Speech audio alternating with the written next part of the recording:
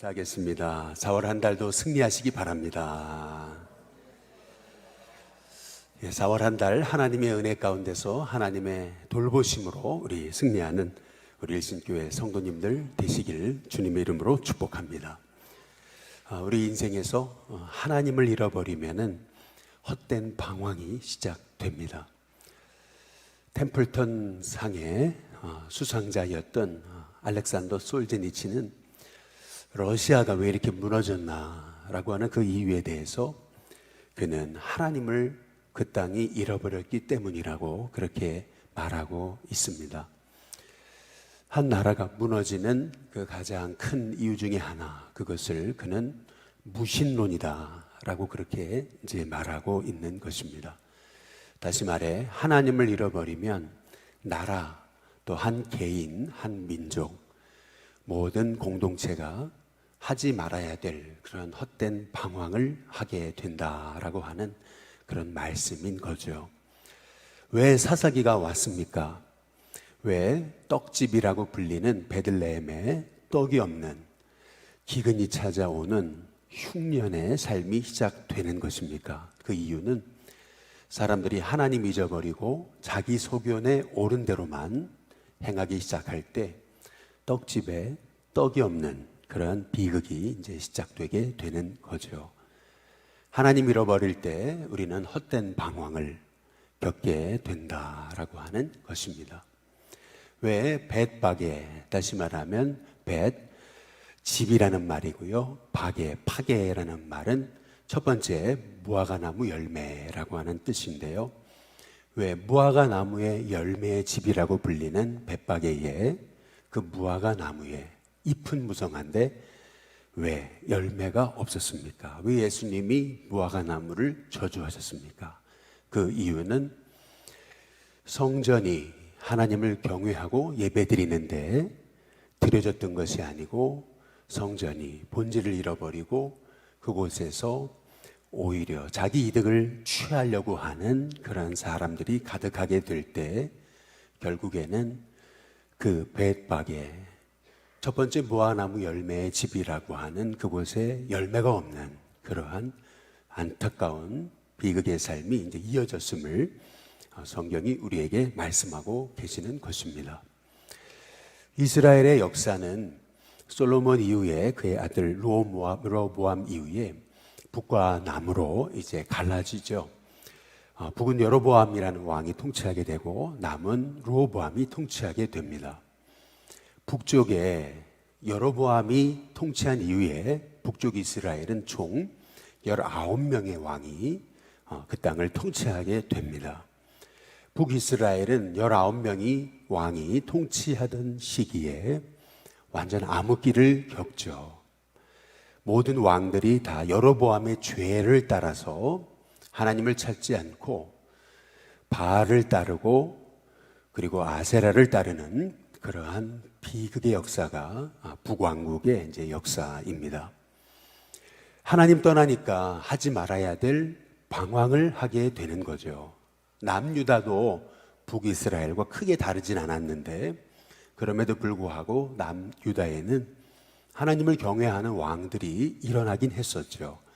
히스기야랑 요시야 같은 정말 하나님을 경외하는 왕이 일어날 때 그곳이 방황의 종지부를 찍고 하나님이 복 주시는 나라로 변모하게 됐던 것을 볼 수가 있습니다. 그러나 그들이 세상을 떠나자 다시 남유다도 하나님을 떠나는 헛된 방황의 삶을 이제 다시금 시작했던 것을 이제 볼 수가 있습니다. 결국 북쪽도 그렇고 남쪽도 그렇고 하나님의 진노로 멸망당하게 되는 것이 바로 이스라엘의 북왕국과 남왕국의 이제 역사인 거죠.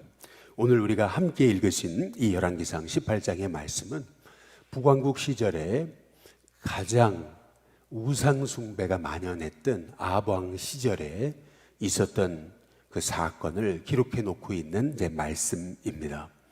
하나님이 이 아합 왕을 깨닫게 하시려고 이제 엘리야 선지자를 보내시는 장면이 열왕기상 18장 이제 1절부터 이제 나오는 장면인데요.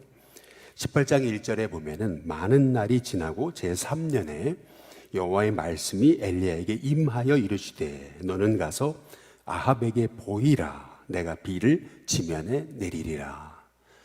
이 아합에게 찾아가서 이제 비를 내릴 거다라고 선포하라고 하나님이 엘리야를 보내시는 장면입니다. 엘리야가 자기 생각으로, 자기 열심으로, 자기 계획으로 아합을 찾아갔던 게 아니고요. 하나님이 가라고 그러셔서 이제 아합을 만나러 갔던 거죠. 그런데 18장 2절에 보시면 엘리야가 아합에게 보이려고 가니 그때에 사마리아에 기근이 심하였더라라고 말하고 있습니다. 그때 아합 왕 시절에 이 사마리아 땅에 북왕국 이스라엘에 기근이 심했다라고 이렇게 말하고 있거든요. 무려 3년 이상 그 북왕국 땅에 비가 내리지 않는 그런 하나님의 심판이 임했음을 성경이 이제 말하고 있는 겁니다. 생명을 움켜야 될 그 북왕국 땅에 왜 3년 동안이나 비가 오지 않았느냐라는 것입니다. 왜 하나님이 축복하신 이스라엘 땅에 왜 비 한 방울 떨어지지 않는 기근이 찾아왔느냐라고 하는 겁니다. 왜 이 땅에 이렇게 3년 가까운 왜 코로나가 찾아왔느냐, 우리는 묻지 않을 수가 이제 없는 거죠. 하나님은 엘리야를 통해서 아합에게 말씀하십니다. 다시금 하나님께 돌아와야 된다라고 말씀하고 계시는 거죠. 아합은 자기 힘으로 북이스라엘을 세우는 줄 알았습니다. 바알이 세워주는 줄 알았고 아세라가 세워주는 줄 알았습니다. 그러나 하나님은 엘리야를 통해서 하늘에 비를 내리게 하시는 분도, 또 하늘에 비를 멈추게 하시는 분도 하나님이심을 말씀하고 계시는 것이 바로 오늘 이제 말씀인 거죠. 드디어 이 엘리야는 아합을 만나서 정면 대결을 시작합니다. 저 북왕국의 수많은 바알과 아세라의 선지자들을 모으라. 그래서 과연 바알이 하나님인지 여호와가 하나님인지 한번 우리가 모두가 모인 자리에서 바로 참신이 누구신지를 우리가 가려내자라고 하는 영적인 싸움을, 이제 싸움의 장을 열었던 것이죠. 결국 이 아합 왕은 북왕국의 이 바알 선지자, 아세라 선지자 850명을 갈멜산 산상 위에 이제 모으게 됐던 것이죠. 그리고 엘리야가 제안합니다. 소를 2마리를 취해서 한 마리는 너희가, 한 마리는 내가 제단 위에 올려놓고, 그리고 나서 불을 내리게 하되 어떤 불을 붙이거나 하지 않고 하늘에서 불이 내리면 바로 그 신이 참 하나님이다 라고 하는 것을 알게 될 것이라고 하는 그런 제안을 하게 되는 것입니다. 당연히 북왕국의 이 바알과 아세라 선지자들도 또 백성들도 그것이 옳다 해서 드디어 이제 바알과 아세라 선지자들이 제단을 벌여놓고 그 위에 각을 뜬 소를, 제물을 올려놓고, 그리고 나서 그들은 아침부터 시작해서 점심때까지 소리 지르고 노래하고 춤추고 소위 발악을 하면서 하늘에서 불을 달라고, 응답해달라고 그들은 외치게 이제 됐던 것이죠. 점심이 지나도 하늘에 아무런 사인이 없었습니다. 결국 그들은 몸을 자해하기 시작하면서 심지어는 칼과 창을 가지고 몸을 피를 내기 시작하면서 그들은 미친 듯이 날뛰기 시작했습니다. 우리에게 불을 내려달라고 그들은 기도하고 부르짖었던 거죠. 그러나 아무 사인, 아무 응답, 아무런 불 하나 내리지 않았던 것을 이제 볼 수가 있습니다.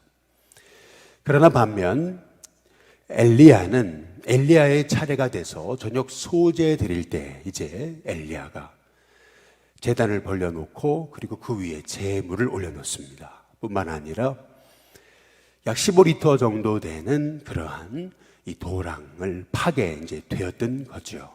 그리고 그 위에다가 드럼통으로 총 4번을 물을 붓게 만들어서 도랑에 완전히 물이 다 헐헐 차고 넘치도록 그렇게 물을 붓습니다.